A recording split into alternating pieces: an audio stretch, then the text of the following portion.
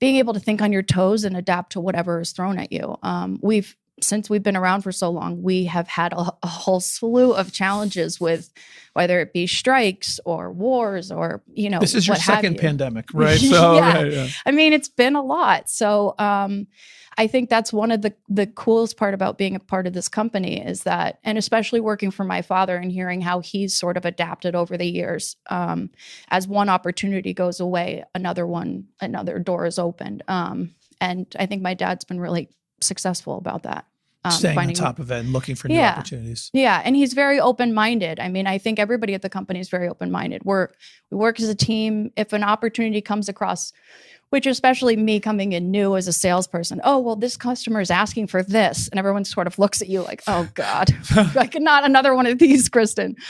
But, ultimately we're able to figure it out and we're able to do it. And that's what really sets us apart. Somebody comes to us and says, oh, well, we've got this customer and they're looking for this really out of the box thing. We don't even know if it's possible.